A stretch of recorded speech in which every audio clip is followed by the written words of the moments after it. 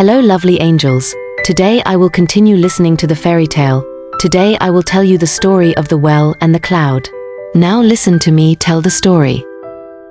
In the middle of a soft, green meadow, there sat an old stone well named Trong Vio. Trong Vio was lonely. All day long, his only job was to gaze up at the vast, empty sky above. The only visitors Trong Vio ever had were the clouds that drifted by. Some were thin and wispy, like streaks of white paint. Others were big and grumpy looking. But Trong Vio's favorite was a soft, gentle cloud named Bong Ben. Every morning, Trong Vio would wait eagerly for Bong Ben to float into view. "Hello, Bong Ben," the well would call out. "I wish I could float up there with you and feel how soft you are." High above, Bong Ben saw Trong Vio too. To her, the well looked like a tiny, sparkling blue eye in the middle of the big green field. "Hello, Trong Vio," she would whisper on the breeze. "I wish I could come down and see the cool, clear water you hold inside." They couldn't touch, but they could share stories. Bong Ben told Trong Vio about the tall, pointy mountains she had floated over and the big blue ocean that looked like a second sky. In return, Trong Vio told Bong Ben about the cool, quiet darkness deep inside him, the smooth stones that lined his walls, and the thirsty little field mice that sometimes visited for a drink. They even played games. Bong Ben would change her shape into a dragon, a rabbit, or a giant ice cream cone. Trong Vio would bubble with laughter, his water showing her funny shapes perfectly. Looking at Bong Ben's reflection was Trong Vio's favorite part of the day.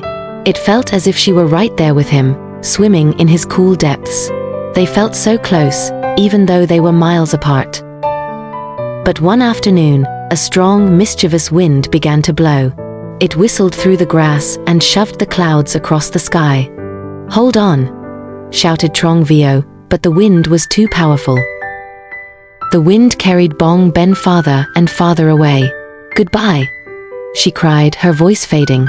Trong Vio watched helpless, until his friend was just a tiny white dot, and then she was gone. Days passed. Other clouds drifted by, but none were his Bong Ben. Trong Vio felt emptier and lonelier than ever. His water grew still and dull, no longer wanting to reflect a sky without his friend in it. Then, one afternoon, the sky began to change. It turned from blue to a deep, heavy gray. Clouds gathered from all corners, merging into one enormous blanket. And there, in the middle of it all, Trong Vio recognized his friend. It was Bong Ben, but she looked different, bigger, and full of purpose. Suddenly, a single drop of water fell from the sky and landed right in the middle of the well. Plop! It was the first time Trong Vio had ever felt a touch from the sky. It was cool and gentle. Then came another and another. Trong Vio understood. The rain was Bong Ben. She had turned herself into thousands of tiny raindrops so she could finally come down and be with her friend. Every drop was a hug, filling the well with happiness.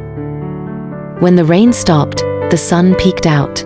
The whole meadow sparkled, and the thirsty flowers around Trong Vio stood up tall and bright. The well was full to the brim with cool, clear water and joy. From that day on, Trong Vio never felt lonely. He knew Bong Ben was always with him, inside his very walls. And on sunny days, he would watch as a little bit of himself would rise up into the air to form a new, small, fluffy cloud, knowing his friend would always return. The story about the friendship of the Trong Vio and the Bong Ben ends here. Do you know, the things that we love sincerely will sooner or later return to us. Now I invite you to listen to the next story. Now, our next story will be titled Magical Sleep. Let's listen to me continue. On a tall chestnut tree, there was a tiny chestnut named Chestnut. One day, a strong wind blew snap. Chestnut left his mother's branch and fell. "Ah!" Chestnut cried, spinning in the air. Thud! Chestnut landed on a soft carpet of leaves. Everything around him was strange. No more mother branch to shelter him, only dry leaves and damp earth. Chestnut felt so small and lonely. "What am I going to do now?" Chestnut whispered. He curled up, frightened. The darkness of the forest began to fall, and the strange sounds made him tremble. Suddenly, Chestnut heard a warm voice coming from below. "Don't be afraid, little one. I am Mother Earth. You are home." Then a cool breeze blew by, carrying a melodious whisper, "Rustle. Sleep, Chestnut. Uncle Wind will sing you a lullaby." The gentle wind rustled the leaves, creating a cozy blanket for Chestnut. "Just sleep a deep sleep," Mother Earth said again. "When spring comes, something magical will happen."